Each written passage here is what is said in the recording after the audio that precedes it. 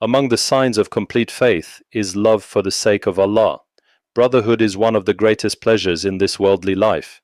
If love is among the greatest feelings, how much more so when this love is for the sake of Allah?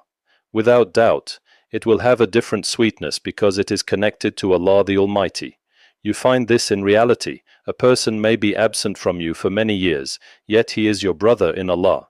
You loved him for Allah's sake and cooperated together in obeying Allah. Then you meet him after a long time and feel that this meeting is among the most beloved things in your entire life. This love for Allah's sake has such great sweetness in the hearts of the people of faith. This is how brotherhood is. When our lives are connected to Allah, our love is connected to Allah, and our deeds are connected to Allah, we find blessings and pleasure in them. Everything perishes except His face, and likewise every love is nothing but hardship and misery except what is connected to the face of Allah the Generous. This is the noblest and highest type of love, and therefore this love does not cease. Every love built upon worldly interests and personal desires is destined to perish and disappears with the disappearance of this world.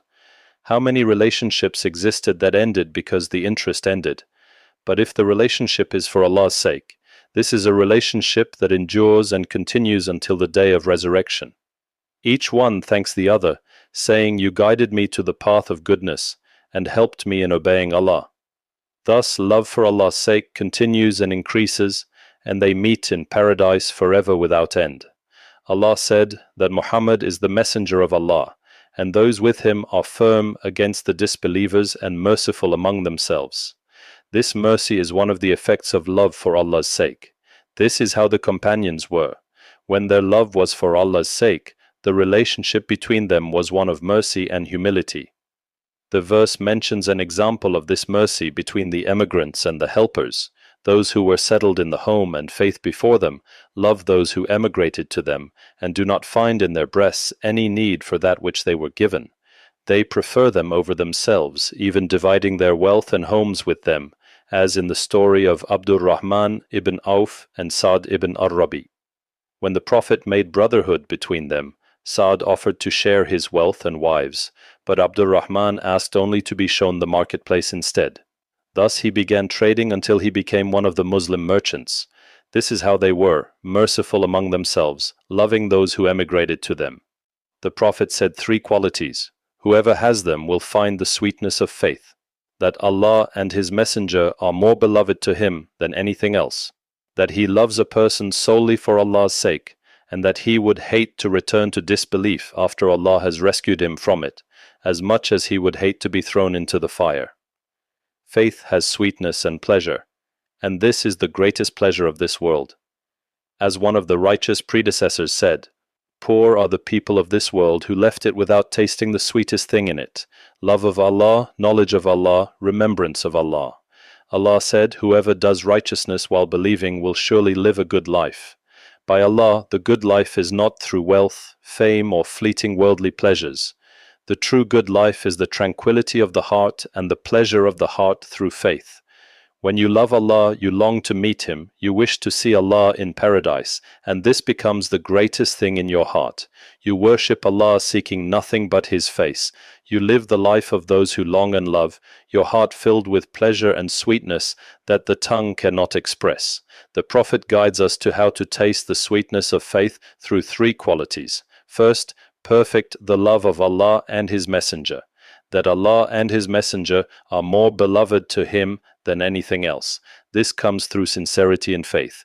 You must perfect your love for Allah and His Messenger until they are more beloved to you than your family, your children, your spouse, your wealth, more than everything in your life, because Allah is everything in your life. Whoever finds Allah has found everything. Nothing in this world deserves that you rejoice in it or grieve over losing it, because all of this world is perishing. There is nothing in this world to rejoice in except Allah. You rejoice in Allah when He grants you success in remembering Him and worshipping Him. How could it not be so when Allah is the one who created us, provided for us, fed us, sheltered us, then guided us to Islam? Every blessing we have, every heartbeat, every breath, all of this is from Allah. Then Allah guided us to the best religion and made us from the nation of Muhammad. How could hearts not be attached to Allah? Love of the Prophet is connected to love for Allah because the Prophet is Allah's mercy to the worlds. He introduced us to Allah and conveyed this religion, so we love him for Allah's sake. When love of Allah and His Messenger is perfected in your heart, this love branches out in your dealings. You deal with people for Allah's sake. Therefore He said that He loves a person solely for Allah's sake. You do not love a person for worldly benefit, his power, his status, his wealth, or because he agrees with your desires. Unfortunately, people's love has become for the sake of this world. Then when these interests disappear, this love disappears. But look at love for Allah's sake. The righteous predecessors said love for Allah's sake does not increase with kindness, nor decrease with estrangement. Love for Allah's sake is permanent and stable. I love him for Allah's sake because he is obedient to Allah, even if he is among the poorest of people. This love remains because it is for Allah, not for companionship, as is the love of worldly people now. All these worldly purposes fall away before love for Allah.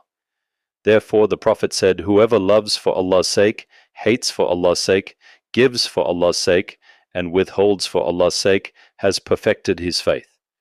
Then part of the perfection of faith is to repel what contradicts faith, and the greatest thing that contradicts faith is disbelief, then sins and wrongdoings. He said that he would hate to return to disbelief after Allah has rescued him from it, as much as he would hate to be thrown into the fire. This is how your hatred should be for disbelief and sins. Whoever finds in himself hatred for forbidden things, and when he sees sins his heart burns, he wishes to change the evil within legal guidelines. This is a sign of faith. As for a person who mingles with people of immorality and sins, listens to music, looks at women displaying their adornments, and his heart does not move, this indicates the weakness of his faith. The righteous predecessors used to say sins are the messenger of disbelief. When a person increases in sins and becomes immersed in them, they may drag him to disbelief without his awareness. The sincere Muslim believer hates sins and these filthy things. By this you preserve your faith. We ask Allah to make us taste the sweetness of faith and its pleasure. We ask Allah to grant us His love and the love of those who love Him. All praise is due to Allah, and may Allah's peace and blessings be upon our Prophet Muhammad.